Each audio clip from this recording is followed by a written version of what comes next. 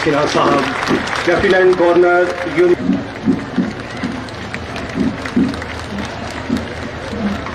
सख्त कार्रवाई करते हुए लगभग 8 केस दर्ज किए और आपके सहयोग से नशा मुक्ति सेवाओं को सुदृढ़ किया गया है। मैं आप सभी का हार्दिक स्वागत। काम धूम्रपान करने वाले व्यक्ति के फेफड़ों को अगर आपने की कीमत सच्चाई की ओर देखने से कहीं अधिक कष्टदायक या पीड़ादायक हो जाती है। मैं समझता हूं जम्मू कश्मीर एक दशक से भी अधिक समय से नशे के खिलाफ चुप्पी का दंश झेल रहा था और इसलिए आज से ठीक 14 दिन पहले आध्यात्म की नगरी जम्मू से हम सब ने मिलकर के नशे के खिलाफ एक जन आंदोलन जम्मू कश्मीर में खड़ा हो उस चुप्पी को तोड़ा जाए, इसकी एक पहल प्रारंभ हुई। और आज माता वैष्णो देवी तथा शिवखोड़ी में बाबा भोलेनाथ इस पवित्र धरा रियासी से मैं आप सभी से विनम्रता पूर्वक ये कहने आया हूं कि आपके सहयोग से नशे के खिलाफ समाज की आवाज उठे, इसमें सबको भागीदार बनने की आवश्यकता है। अभी हम सबने शपथ भी ली, हम उन बेटों और बेटियों के लिए एकजुट होकर कार्य करें जिन्हें समाज की चुप्पी ने धीरे धीरे नशे के गहरे और जानलेवा अंधेरे में होते हुए देखा। मैं आपसे सीधे और साफ तौर पर बात करना चाहता हूं। नशा कोई अमूर्त विचार नहीं है, ये कोई सरकारी रिपोर्ट का आंकड़ा भी नहीं है, न ही कोई ऐसी खबर है जिसे हम अखबारों की सुर्खियों में पढ़ते हैं। नशा हमारे समाज के हृदय में एक ऐसा घाव है जो चुपचाप बहुत लंबे समय तक जम्मू कश्मीर में गहरा घाव करता जा रहा है। समाज के इस घाव के इलाज के लिए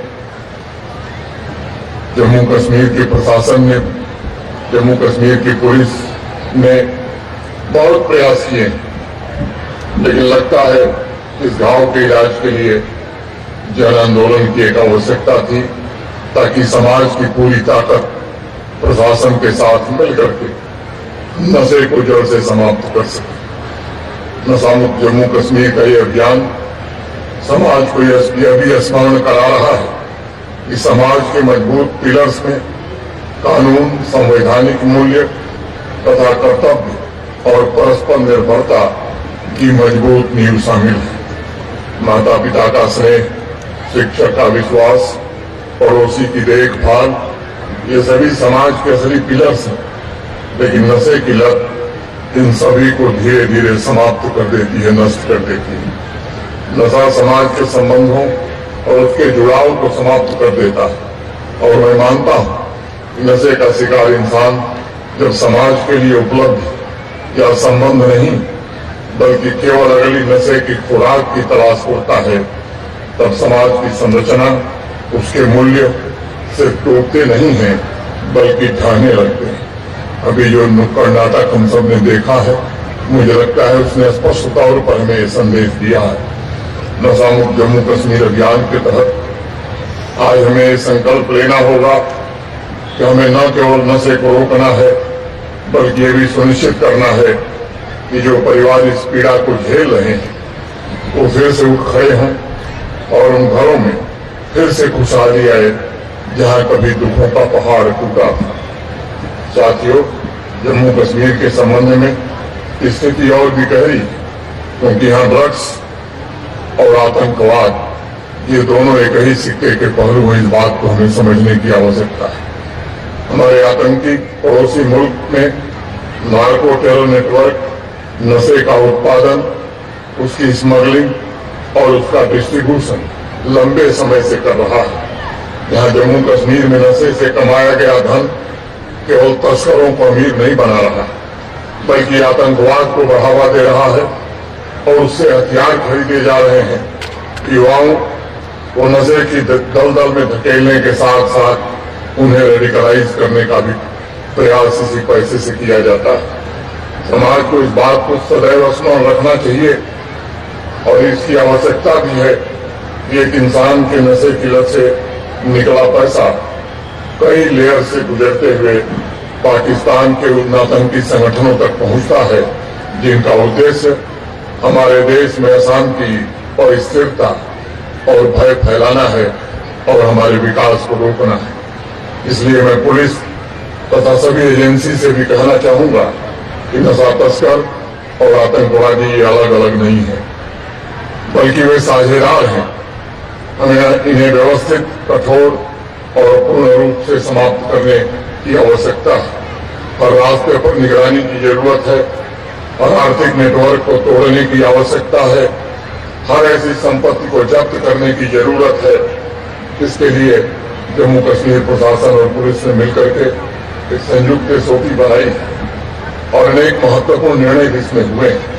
ड्रग स्मगलिंग से जुड़े तस्कर का पासपोर्ट निरस्त किया जाएगा, उसका ड्राइविंग लाइसेंस निरस्त होगा, आधार कार्ड उसका निरस्त कराया जाएगा। अगर आर्म लाइसेंस है तो उसे भी निरस्त कर दिया जाएगा। अगर वो फरार है तो उसके खिलाफ तुरंत लुकआउट सर्कुलर जारी होगा।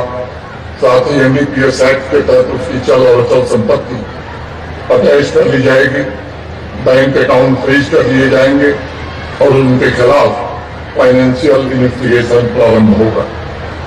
मैं आप सबको भरोसा देना चाहता हूं, जम्मू कश्मीर प्रशासन और पुलिस इस नेटवर्क के खिलाफ कठोर से कठोर कार्रवाई करने के लिए सन्नद्ध है। मैं आपको बताना चाहता हूं कि सुनियोजित अभियान चलाकर 11 अप्रैल से जम्मू संभाग में सघन कार्रवाई की गई। अगर रियासी के आंकड़े देखे जाएं तो अभी मेरे सम्मुख यहाँ के डिप्टी कमिश्नर साहब ने बताया कि अनेक ड्रग हॉटस्पॉट चिन्हित किए गए हैं, नशे तस्करों की गिरफ्तारियां हुई हैं, नशे तस्करी में लिप्त व्यक्तियों के ड्राइविंग लाइसेंस कैंसिल किए गए हैं, प्रॉपर्टी जब्त की गई है और जो नशे के शिकार लोग थे उनकी करुणा और जिम्मेदारी की भावना से पुनर्वास का प्रबंध भी रियासी प्रशासन ने किया है। 90 ड्रग सेंटर स्टोर्स की भी जांच की गई है।